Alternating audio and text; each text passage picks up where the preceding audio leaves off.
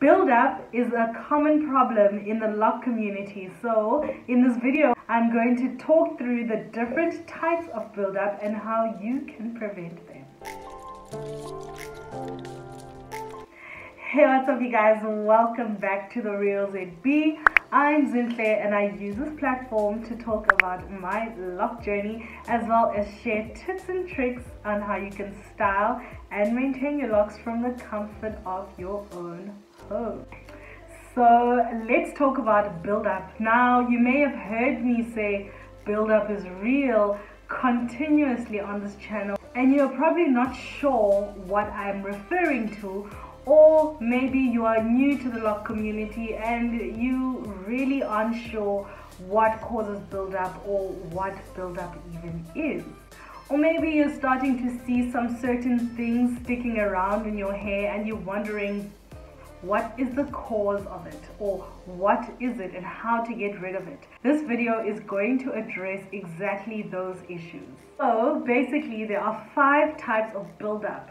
So it leads us to conclude that you need to know what you're dealing with first in order to come up with a plan on how to take it out.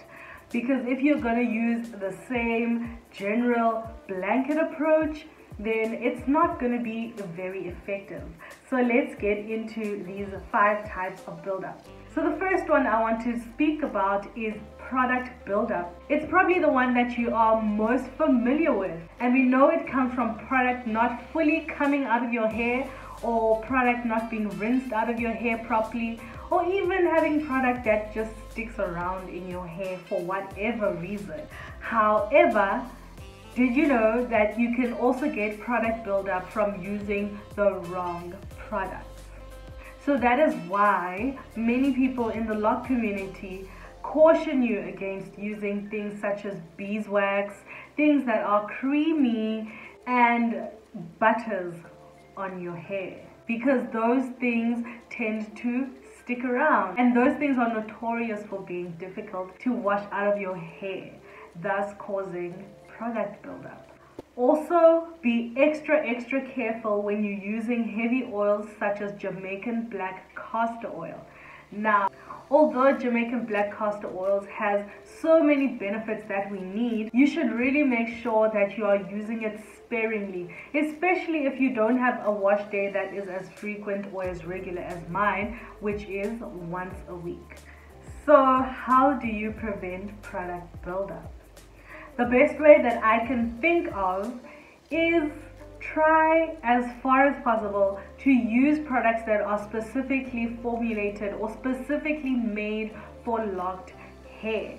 Now, in this country, I know that that can be quite the struggle because we are legit limited when it comes to options for locked hair products. This is part of the reason why I even started this YouTube channel, because I want us as the lock community in South Africa to be loud and to let everyone know that we are here and we have natural hair and we have natural hair needs. Anyways, I digress.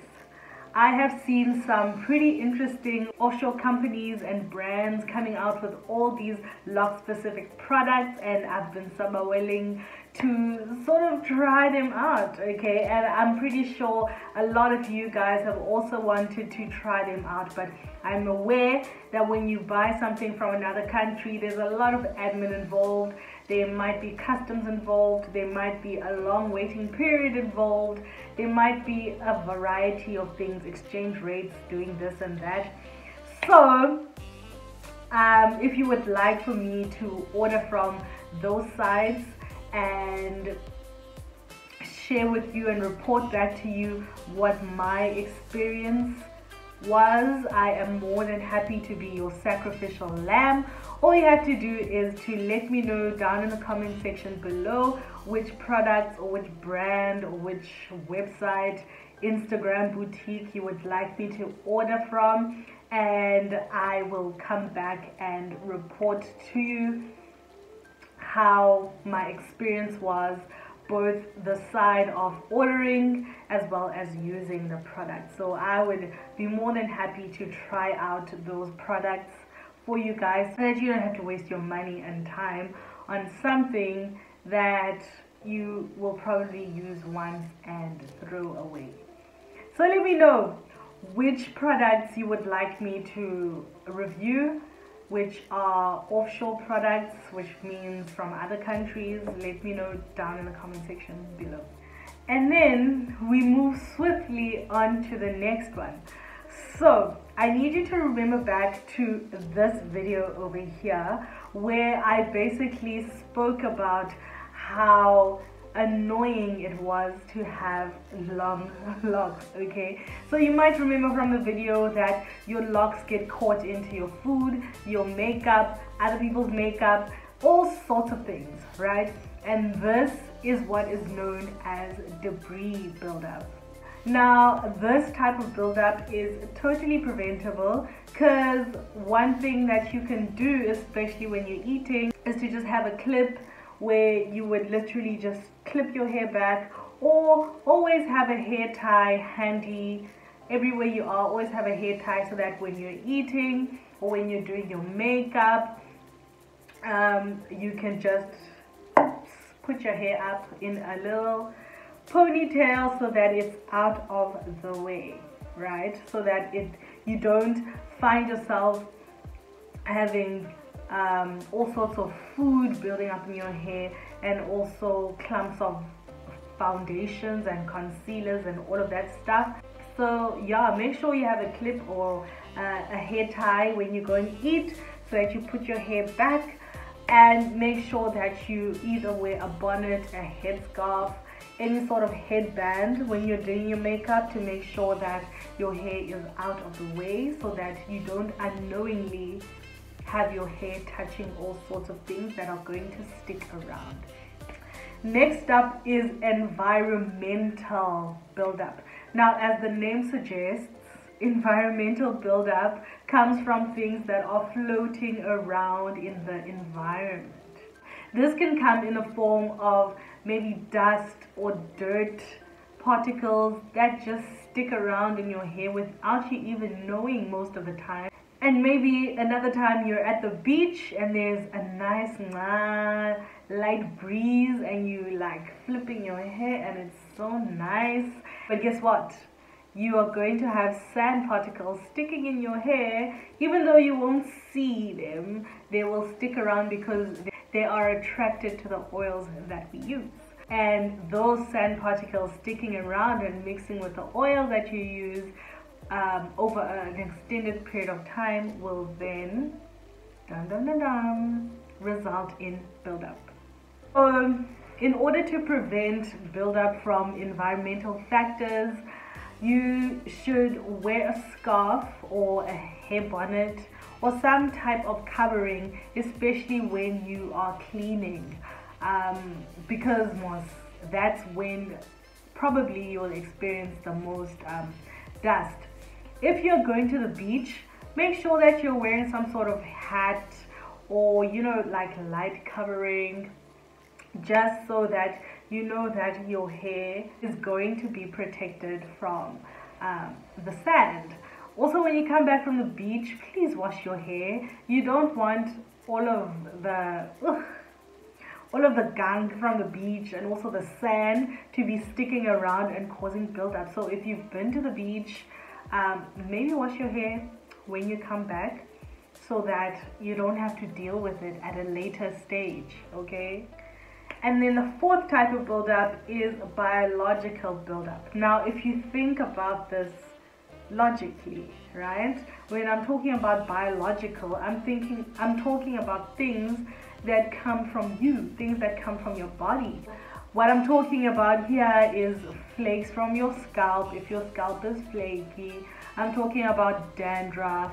I'm talking about all sorts of funguses, but the most common fungus that you'll find in lock hair is mildew. I'm talking about dead skin. So those are the things that will sort of stick to your hair and then will accumulate, and then eventually they will result in a buildup.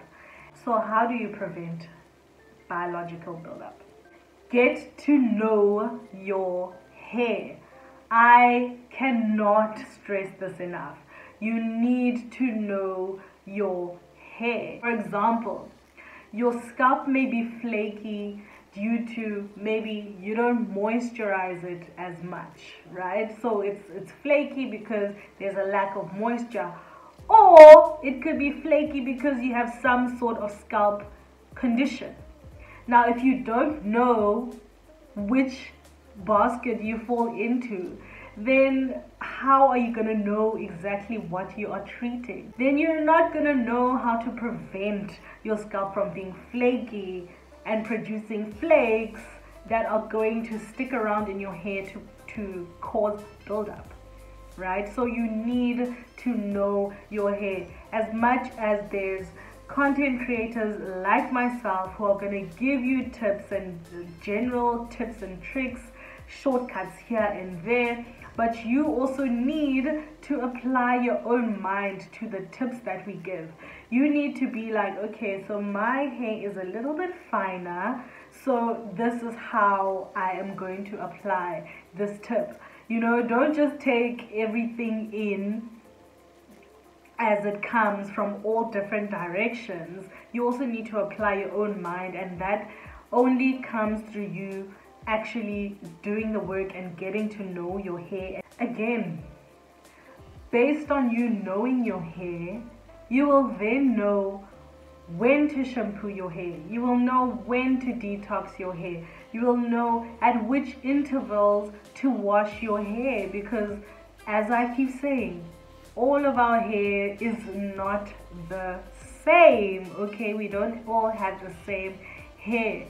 So you might be the type of person who can go for a long period of time and your hair won't have buildup. But another person will need to wash their hair more regularly because their hair or their lifestyle makes their hair exposed to elements that will result in buildup. So you just need to know. That's all I'm gonna say at this point.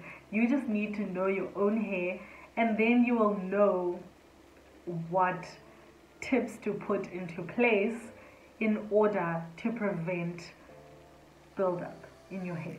And the last form of buildup is lint buildup. Now, I have done a whole video specifically focused on lint buildup, so you're going to want to go click on this video right here, because there I go super in depth of what causes lint, what is lint, and how you can get rid of lint that's embedded in your hair. And I'll see you in the next video. Thank you so much for watching, guys. Bye.